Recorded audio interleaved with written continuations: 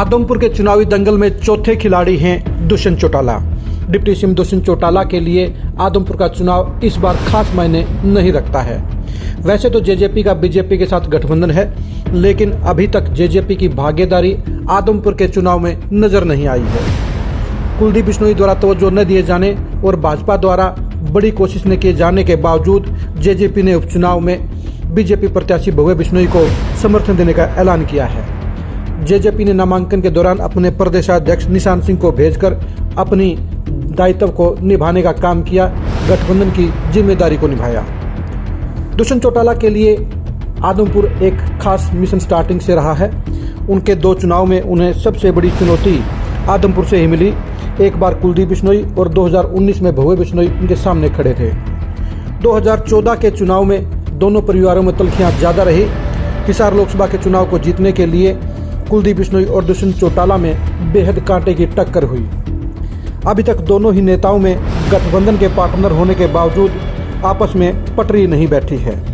दुष्यंत चौटाला की जेजेपी का vote bank Adampur के उपचुनाव में डिसाइडिंग फैक्टर रखता है। 2019 के चुनाव में जेजेपी को आदमपुर में 15,000 वोट मिले थे। अब देखने की बात यही है कि दुष्यंत चौटाला अपने इस वोट बैंक को किस ओर लेकर जाते हैं। जेजेपी का यह वोट बैंक परंपरागत तौर पर भजनाल परिवार के खिलाफ रहा है। पिछले चुनाव में बीजेपी के खिलाफ उनको ये वोट मिले थे।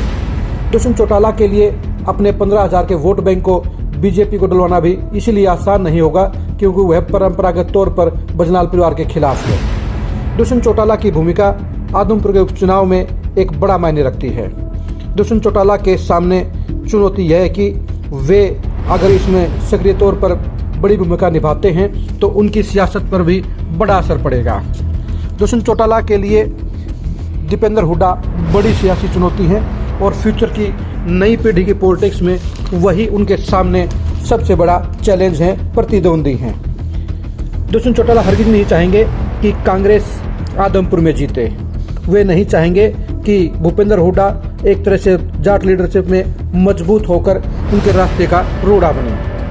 इसलिए दुष्यंत चौटाला किसी भी सूरत में कांग्रेस के जयप्रकाश को समर्थन देने का काम नहीं करेंगे।